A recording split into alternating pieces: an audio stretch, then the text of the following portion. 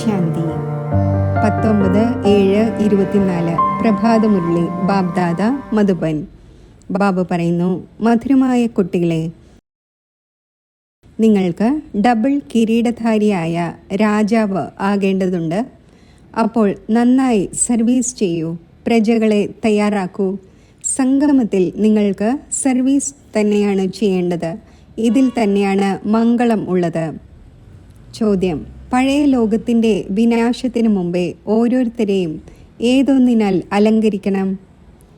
ഉത്തരം: കുട്ടികളായ നിങ്ങൾ യോഗബലത്തിലൂടെ സ്വയം തന്നെ അലങ്കരിക്കൂ. ഈ യോഗബലത്തിലൂടെ തന്നെയാണ് മുഴുവൻ വിശ്വവും പാവനമാകുന്നത്. നിങ്ങൾക്ക് ഇപ്പോൾ വാനപ്രസ്ഥ അവസ്ഥയിൽ പോകേണ്ടതുണ്ട്. അതിനാൽ ഈ ശരീരത്തെ അലങ്കരിക്കേണ്ട ആവശ്യമേ ഇല്ല. ഇത് വർത്ത് നോട്ട് പെന്നിയാണ്. അതിനോട് മമത്വം മാറ്റൂ. വിനാശത്തിനു മുമ്പേ ബാബയ്ക്ക് സമാനം ദയാഹൃദയനായി തന്നെയും മറ്റുള്ളവരെയും അലങ്കരിക്കൂ. അന്ധരുടെ ഊന്നുവടിയാകൂ. ഓം ശാന്തി. ഇപ്പോൾ കുട്ടികൾ ഇത് നല്ല രീതിയിൽ മനസ്സിലാക്കി കഴിഞ്ഞു. ബാബ വരുന്നത് പാവനമാകാനുള്ള വഴി പറഞ്ഞു തരാനാണ്. ഈ ഒരു കാര്യത്തിന് വേണ്ടിയാണ് ആ ഒന്നിനെ വിളിക്കുന്നത്. വന്ന് നമ്മളെ പതീതത്തിൽ നിന്നും പാവനമാക്കൂ. കാരണം പാവന ലോകം പാസ്റ്റായി, ഇപ്പോൾ പതീത ലോകമാണ്. പാവന ലോകം എപ്പോൾ പാസ്റ്റായി, എത്ര സമയമായി, ഇത് ആരും അറിയുന്നില്ല. കുട്ടികളായി നിങ്ങൾ അറിയുന്നുണ്ട്. ബാബ വീണ്ടും ഈ ശരീരത്തിൽ വന്നിരിക്കുകയാണ്. നിങ്ങൾ തന്നെയാണ് വിളിച്ചത്. ബാബ വന്ന് പതീതരായി നമുക്ക് വഴി പറഞ്ഞു തരൂ. നമ്മൾ പാവനം എങ്ങനെയാകും? നമ്മൾ പാവന ലോകത്തിലായിരുന്നു എന്നത് അറിയുന്നുണ്ട്. ഇപ്പോൾ പതീത ലോകത്തിലാണ്. ഇപ്പോൾ ഈ ലോകം മാറിക്കൊണ്ടിരിക്കുന്നു. പുതിയ ലോകത്തിൻ്റെ ആയുസ് എത്രയാണ്? പഴയ ലോകത്തിൻ്റെ ആയുസ് എത്രയാണ്? ഇത് ആരും അറിയുന്നില്ല. ഉറപ്പുള്ള കെട്ടിടം നിർമ്മിക്കുകയാണെങ്കിൽ പറയും ഇതിൻ്റെ ആയുസ് ഇത്ര വർഷമായിരിക്കും എന്ന്. ഉറപ്പില്ലാത്ത കെട്ടിടം നിർമ്മിക്കുകയാണെങ്കിൽ പറയും ഇതിന് ഇത്ര വർഷമേ ആയുസ്സുണ്ടാകൂ എന്ന്. ഇത് എത്ര വർഷം വരെ നീണ്ടു നിൽക്കും എന്നത് മനസ്സിലാക്കാൻ സാധിക്കും. ഈ മുഴുവൻ ലോകത്തിൻ്റെയും ആയുസ് എത്രയാണ് എന്ന് മനുഷ്യർക്ക് അറിയുകയില്ല. അപ്പോൾ തീർച്ചയായും ബാബയ്ക്ക് വന്ന് പറഞ്ഞു തരേണ്ടി വരും. ബാബ പറയുന്നു, കുട്ടികളെ, ഇപ്പോൾ ഈ പഴയ പതീത ലോകം പൂർത്തിയാകേണ്ടതുണ്ട്. പുതിയ പാവന ലോകം സ്ഥാപിതമായിക്കൊണ്ടിരിക്കുന്നു.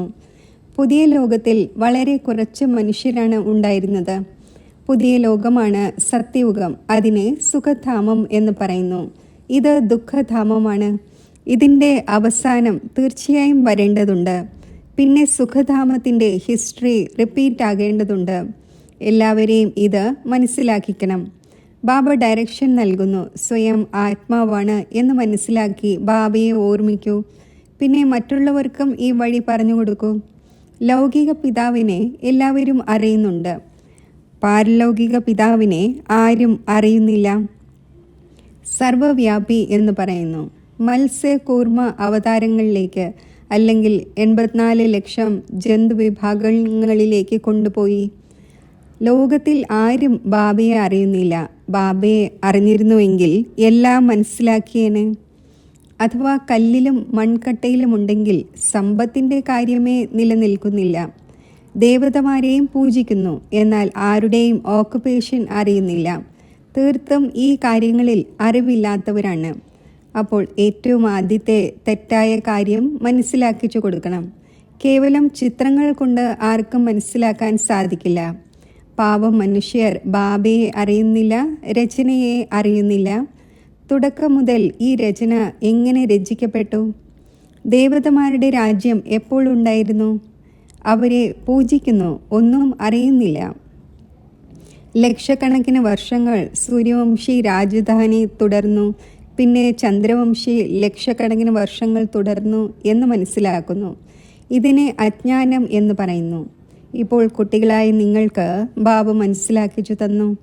നിങ്ങൾ പിന്നെ റിപ്പീറ്റ് ചെയ്യുന്നു. ബാബയും റിപ്പീറ്റ് ചെയ്യുന്നുവല്ലോ.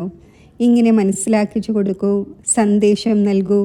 ഇല്ലെങ്കിൽ രാജധാനി എങ്ങനെ സ്ഥാപിതമാകും? ഇവിടെ ഇരിക്കുന്നതിലൂടെ നടക്കുകയില്ല. വീട്ടിലിരിക്കുന്നവരും ആവശ്യമാണ്. അവർ ഡ്രാമ അനുസരിച്ച് ഇരിക്കുകയാണ്. യജ്ഞത്തെ സംരക്ഷിക്കുന്നവരും ആവശ്യമാണ്. ബാബയുടെ അടുക്കൽ എത്ര കുട്ടികൾ വരുന്നു കൂടിക്കാഴ്ചയ്ക്ക് വേണ്ടി. കാരണം ശിവ് ബാബയിൽ നിന്ന് തന്നെയാണ് സമ്പത്ത് നേടേണ്ടത്. ലൗകിക പിതാവിൻ്റെ അടുക്കൽ പുത്രൻ വന്നു എങ്കിൽ അത് മനസ്സിലാക്കും, എനിക്ക് പിതാവിൽ നിന്നും സമ്പത്ത് നേടണം. പുത്രിയാണെങ്കിൽ പോയി ഹാഫ് പാർട്ട്ണർ ആകുന്നു. സത്യയുഗത്തിൽ സ്വത്തിൻ്റെയോ മറ്റോ കാര്യത്തിൽ വഴക്കുണ്ടാകുന്നതേയില്ല. ഇവിടെ കാമവികാരത്തിന്മേൽ വഴക്കുണ്ടാകുന്നു. അവിടെ ഈ ഭൂതം 5 ഭൂതം ഉണ്ടായിരിക്കുകയില്ല. അപ്പോൾ ദുഃഖത്തിൻ്റെ പേരോ അടയാളമോ ഉണ്ടായിരിക്കില്ല. എല്ലാവരും നഷ്ടോമോഹ ആയിരിക്കും. സ്വർഗം ഉണ്ടായിരുന്നു, അത് പാസ്റ്റായി എന്നത് മനസ്സിലാക്കുന്നുണ്ട്, ചിത്രവുമുണ്ട്. എന്നാൽ ഈ ചിന്ത കുട്ടികളായി നിങ്ങൾക്ക് ഇപ്പോൾ വരുന്നു. നിങ്ങൾക്കറിയാം, ഈ ചക്രം ഓരോ 5000 വർഷത്തിനു ശേഷവും റിപ്പീറ്റ് ആകുന്നു. ശാസ്ത്രങ്ങളിൽ ഇതൊന്നും എഴുതിയിട്ടില്ല. സൂര്യവംശി ഡിനാസ്റ്റി, ചന്ദ്രവംശി ഡിനാസ്റ്റി 2500 വർഷം നടന്നു എന്നെല്ലാം.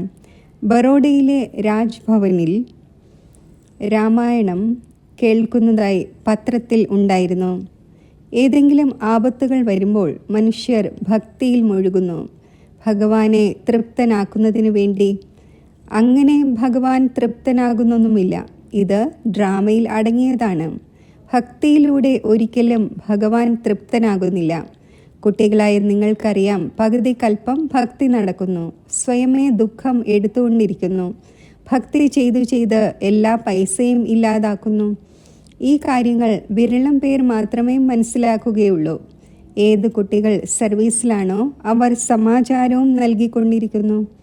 ഇത് ഈശ്വരീയ പരിവാരമാണ് എന്ന് മനസ്സിലാക്കിക്കുന്നു. ഈശ്വരൻ ദാതാവാണ്. ആ ഒന്ന് വാങ്ങുന്നവനല്ല. ആ ഒന്നിന് ആരും നൽകുന്നില്ല. കൂടുതൽ എല്ലാം പാഴാക്കിക്കൊണ്ടിരിക്കുന്നു. ബാബ കുട്ടികളായി നിങ്ങളോട് ചോദിക്കുന്നു, നിങ്ങൾക്ക് എത്ര അളവറ്റ പൈസ നൽകിയിരുന്നു? നിങ്ങളെ സ്വർഗത്തിൻ്റെ അധികാരിയാക്കി. പിന്നെ അതെല്ലാം എവിടെ പോയി? ഇത്രയും ദരിദ്രം എങ്ങനെയായി? ഇപ്പോൾ ഞാൻ വീണ്ടും വന്നിരിക്കുകയാണ്. നിങ്ങളെ എത്ര കോടി ഭാഗ്യവാൻ ആക്കിക്കൊണ്ടിരിക്കുന്നു. മനുഷ്യനാണെങ്കിൽ ഈ കാര്യങ്ങളൊന്നും തന്നെ അറിയുന്നില്ല. നിങ്ങൾക്കറിയാം, ഇപ്പോൾ ഈ പഴയ ലോകത്തിൽ ഇവിടെ കഴിയേണ്ടതില്ല. ഇത് ഇല്ലാതാകേണ്ടതുണ്ട്. മനുഷ്യരുടെ അടുക്കൽ ധാരാളം പൈസയുണ്ട്. അത് ആരുടെയും കൈകളിൽ വരാൻ പോകുന്നില്ല. വിനാശമുണ്ടാകുമ്പോൾ എല്ലാം ഇല്ലാതായി പോകും. എത്ര മൈലുകൾക്കുള്ളിൽ വലിയ വലിയ കെട്ടിടങ്ങളും മറ്റും ഉണ്ടാക്കപ്പെട്ടിരിക്കുകയാണ്.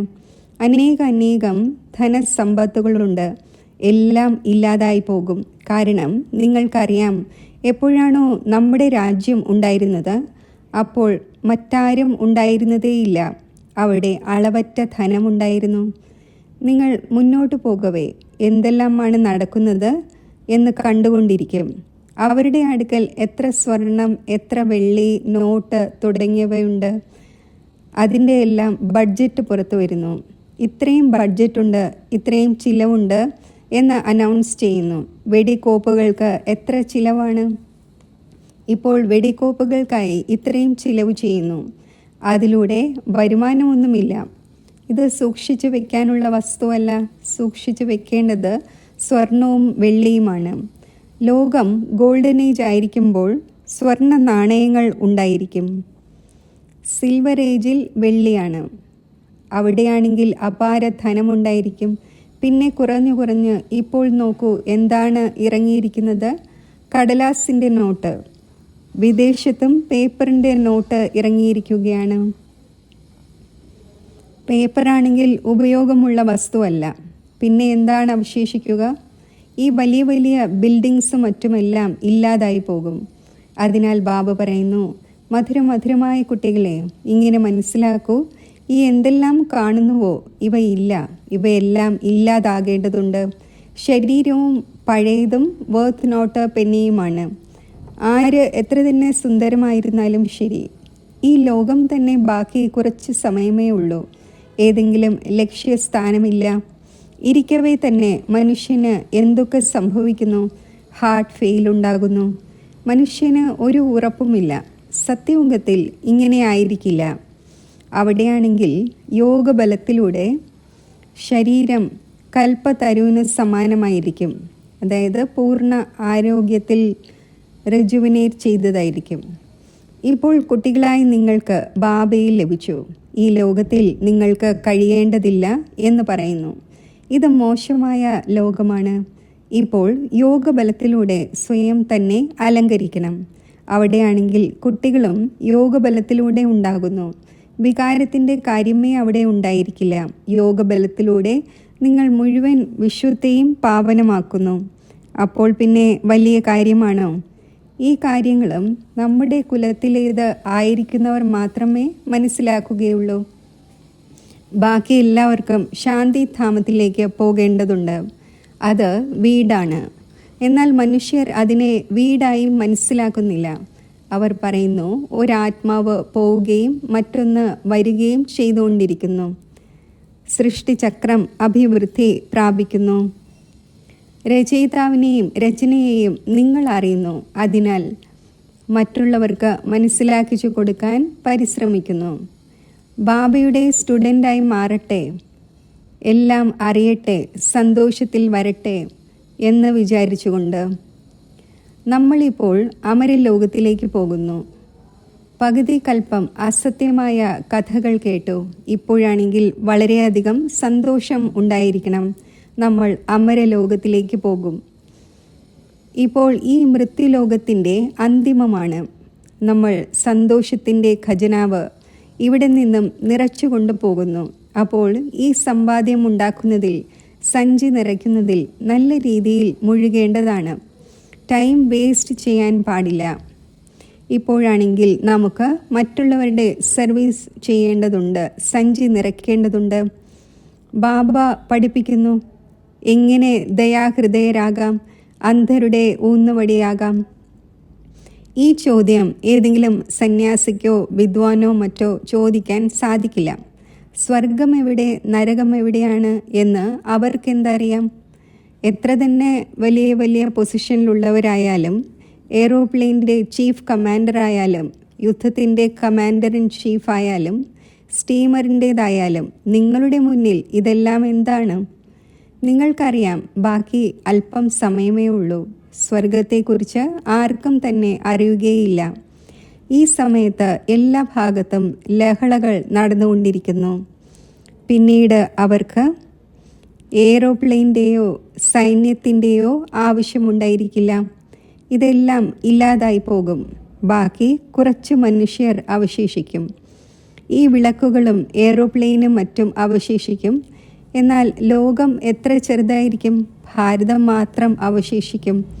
ഏതുപോലെ ചെറിയൊരു മോഡൽ ഉണ്ടാക്കുന്നുവല്ലോ. ഒടുവിൽ മൃത്യു എങ്ങനെയാണ് വരേണ്ടത് എന്ന് മറ്റാരുടെയും ബുദ്ധിയിൽ ഉണ്ടായിരിക്കില്ല.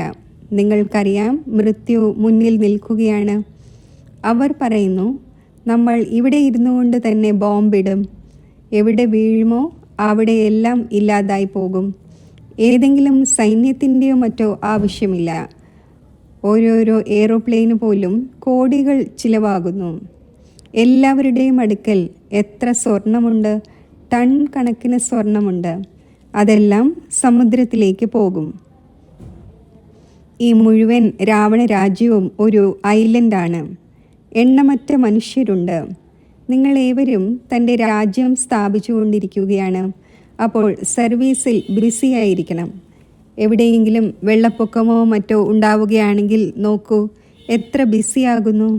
എല്ലാവർക്കും ഭക്ഷണവും മറ്റും എത്തിക്കുന്നതിൻ്റെ സർവീസിൽ മുഴുകുന്നു. വെള്ളം വരുമ്പോൾ ആദ്യമേ തന്നെ ഓടാൻ തുടങ്ങുന്നു.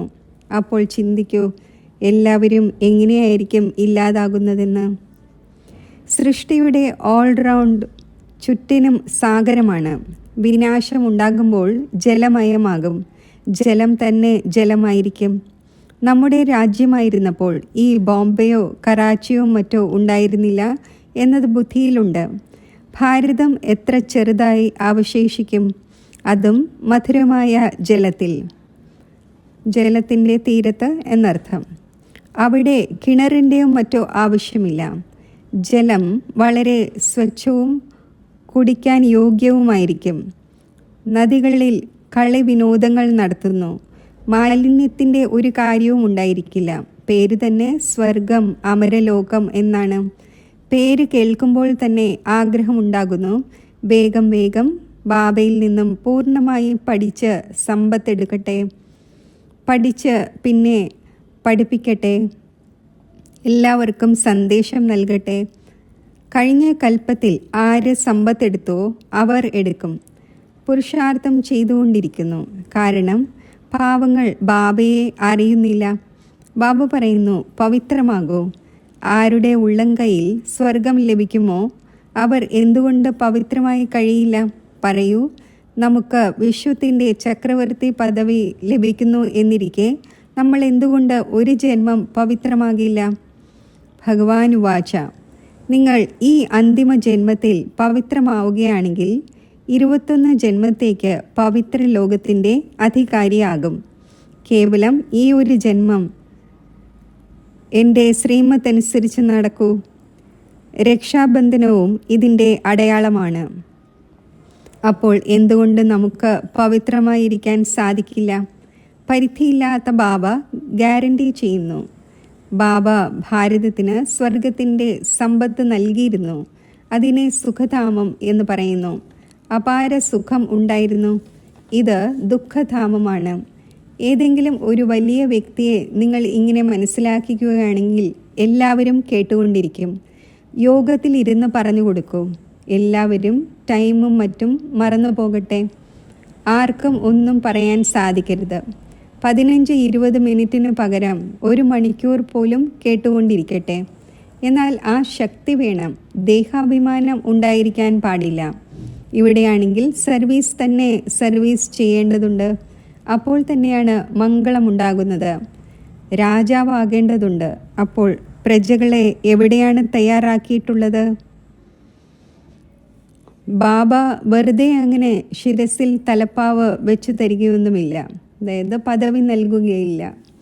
പ്രജകൾ ഡബിൾ കിരീടധാരി ആകുന്നുണ്ടോ? നിങ്ങളുടെ എയിം ഓബ്ജക്റ്റ് തന്നെ ഡബിൾ കിരീടധാരി ആകുന്നതിൻ്റേതാണ്. ബാബ കുട്ടികൾക്ക് ഉത്സാഹം വരുത്തുന്നു. ജന്മജന്മാന്തരങ്ങളിലെ പാപം ശിരസിലുണ്ട്. അത് യോഗബലത്തിലൂടെ തന്നെയാണ് ഇല്ലാതാക്കാൻ സാധിക്കുന്നത്. ബാക്കി ഈ ജന്മത്തിൽ എന്തെല്ലാം ചെയ്തുവോ അത് നിങ്ങൾക്ക് മനസ്സിലാക്കാൻ സാധിക്കുന്നുവല്ലോ. പാപം ഇല്ലാതാക്കുന്നതിനായി യോഗവും മറ്റും പഠിപ്പിക്കപ്പെടുന്നു. ബാക്കി ഈ ജന്മത്തിൻ്റെ കാര്യമൊന്നുമല്ല. തമോ പ്രധാനത്തിൽ നിന്നും സദോ പ്രധാനം ആകുന്നതിൻ്റെ യുക്തി ബാബ ഇരുന്ന് പറഞ്ഞു തരുന്നു. ബാക്കി കൃപയോ മറ്റോ പോയി സന്യാസിമാരോട് ആവശ്യപ്പെടൂ.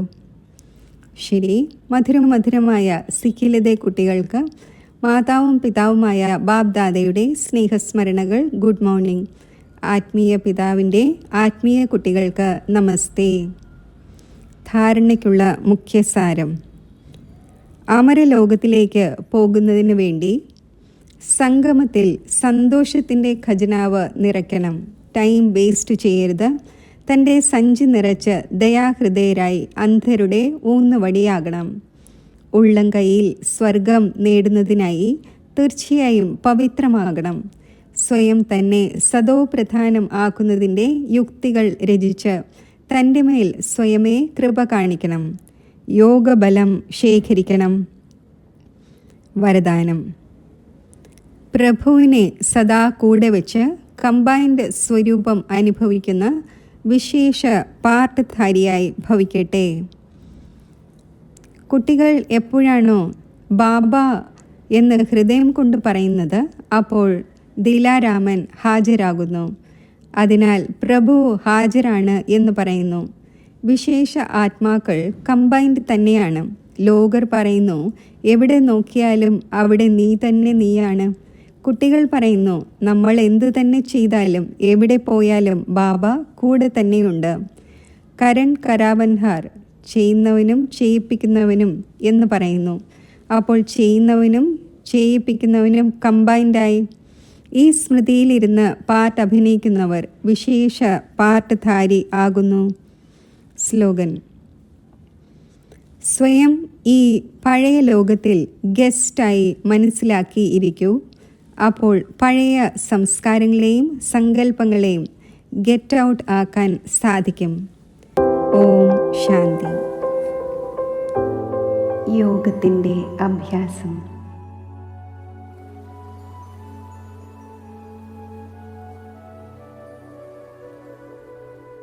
ആത്മീയ സ്വരൂപം സ്മൃതിയിൽ കൊണ്ടുവന്ന് ഞാൻ പവിത്രതയാകുന്ന സ്വധർമ്മത്തിൽ സ്ഥിതി ചെയ്യുന്നു.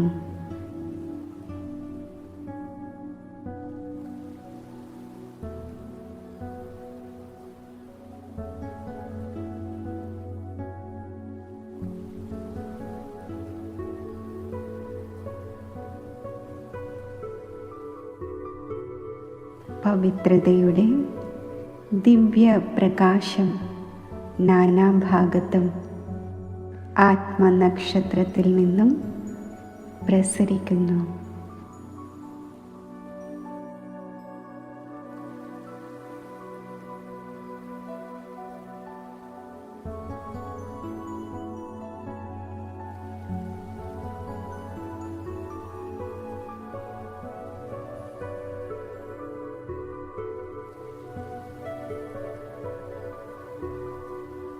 എൻ്റെ അനാദി സ്വരൂപത്തെ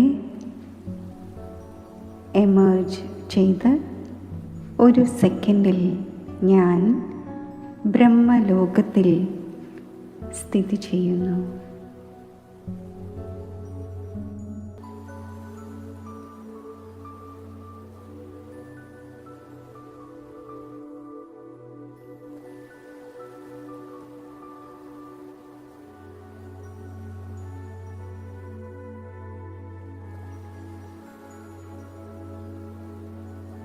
ബ്രഹ്മലോകത്തിൽ പ്രഭുവിൻ്റെ ശ്രേഷ്ഠ സംഘത്തിൽ ഇരിക്കുമ്പോൾ ഞാൻ കൂടുതൽ സ്വച്ഛവും സന്തുഷ്ടവുമാകുന്നു.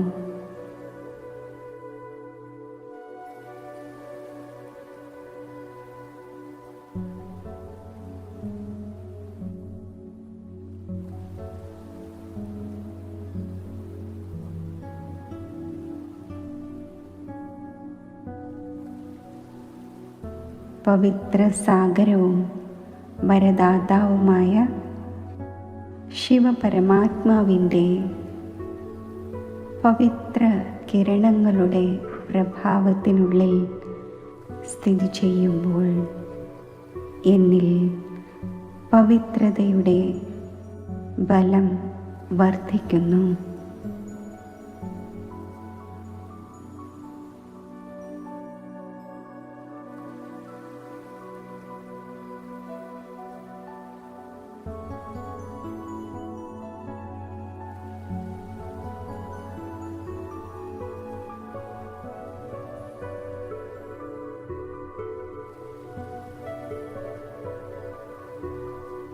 സൈലൻസിൻ്റെ മധുരതയും അതീന്ദ്രിയ സുഖത്തിൻ്റെ അനുഭവവും പ്രഭുവിൻ്റെ പവിത്ര കിരണങ്ങളിലൂടെ എനിക്കുണ്ടാകുന്നു.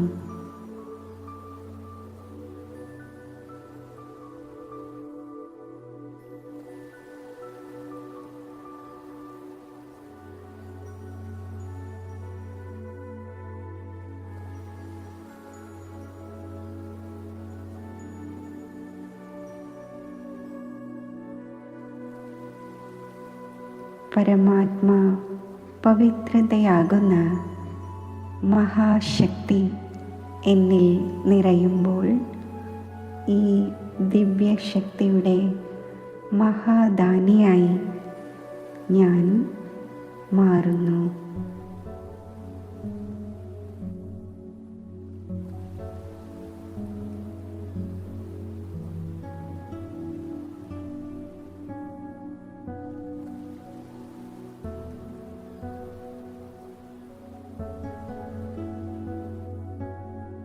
പ്രകൃതിയെ അധീനമാക്കുന്ന പ്രകൃതിയുടെ ചഞ്ചലതകളെ സമാപ്തമാക്കുന്ന മനുഷ്യാത്മാക്കൾക്ക് സുഖവും ശാന്തിയും പ്രദാനം ചെയ്യുന്ന പവിത്രതയാകുന്ന ഈ മഹാശക്തിയെ വിശ്വമംഗളാർത്ഥം ഞാൻ ദാനം ചെയ്യുന്നു.